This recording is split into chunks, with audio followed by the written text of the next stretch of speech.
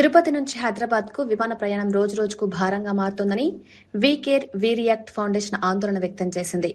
సంస్థ వ్యవస్థాపకులు జగదీష్ కందనూరు ఆధ్వర్యంలో కేంద్ర పౌర విమానయాన శాఖ మంత్రికి వినతి పత్రం సమర్పించారు.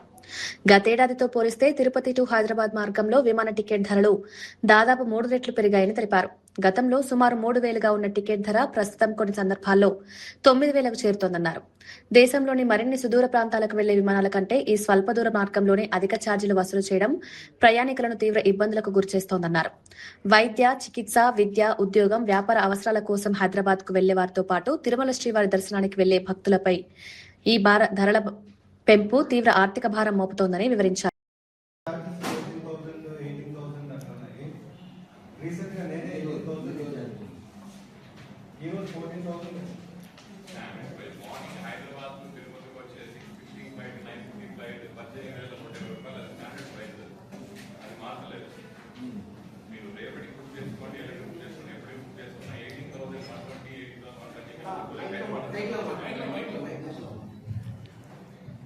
హైదరాబాద్ తిరుపతికి వచ్చే మార్నింగ్ ఫ్లైట్స్ అయితే శ్రీవాణి టికెట్ డిమాండ్ వల్ల 18,200 స్టాండర్డ్ ప్రైస్. ఏ రోజైనా అది ఫిక్స్డ్ ప్రైస్ అయిపోతుంది.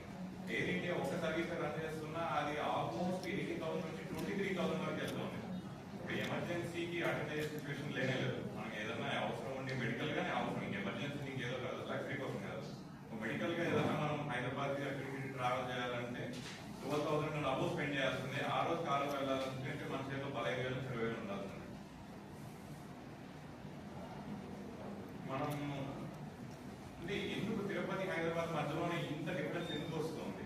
బయట సర్వీసెస్ కి ఇంత క్రూడ్ ఆయిల్ ప్రైసింగ్ అని చెప్పిన వార్ అనే ఒక రీజన్ చెప్పినా కూడా రాజమండ్రి నుంచి తిరుపతి హైదరాబాద్ కి ప్రతిరోజు 3,000 రూపాయలు ఉంటుంది టికెట్, ఫ్లాట్ ప్రైస్. ఎందుకు అంత డిఫరెన్స్ ఎందుకు ఉంది? తిరుపతి హైదరాబాద్ లో మధ్యలో ట్రావెల్ చేసే వాళ్ళే ఎక్కువ ఉంటారు రాజమండ్రి హైదరాబాద్ చేసే వాళ్ళ.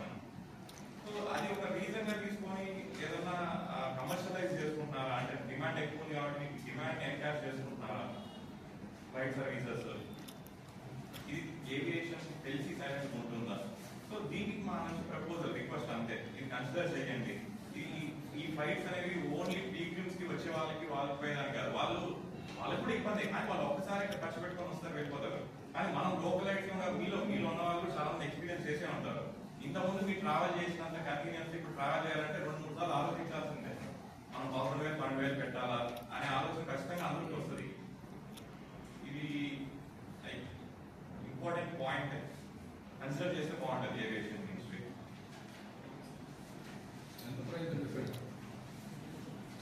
మీరు క్రూడ్ ఆయిల్ పెరిగింది అని సపోజ్ ఇప్పుడు చెన్నై ఢిల్లీ, చెన్నై హైదరాబాద్ ఫ్లైట్ 4,000 ఉండేది, ఇప్పుడు 6,000 చేసినా 7,000 చేసినా ఓకే, రీజనబ్లీ ఫైన్. మీరు ఆ ఇన్ఫ్లేషన్ తగ్గినట్టు అడ్జస్ట్ చేశారు. తిరుపతి హైదరాబాద్ 3,000 కన్నా ఎక్కువ ఉండేది కాదు లాస్ట్ ఇయర్ డిసెంబర్ వరకు, not wrong, subject to correction.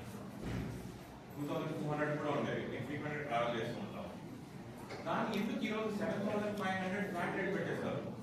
One stop తీసుకొని వెళ్ళినా కూడా నువ్వు డైరెక్ట్ ఫ్లైట్ వెళ్ళాలంటే 7,000 కూడా దొరికే ఛాన్సెస్ లేదండి.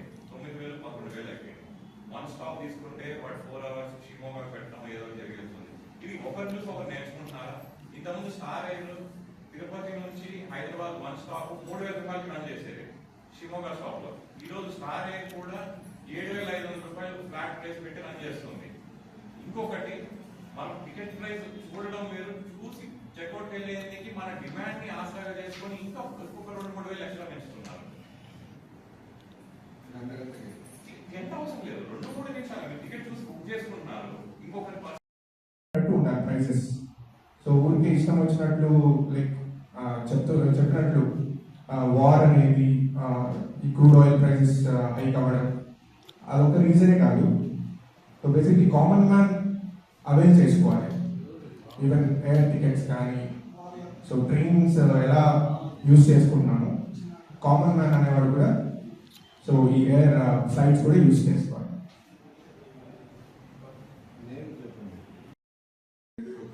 అదృష్టం అనుకుంటా, ఎందుకు దేవుడు కింద ఉన్నాము అని అలా భావించే మనందరికీ ఇప్పుడు అదే ఒక ఇదా అన్నట్టు అయిపోతుంది. ఎందుకంటే స్వామి దగ్గరికి వచ్చే వాళ్ళ ఆ నీడ్ని వీళ్ళందరూ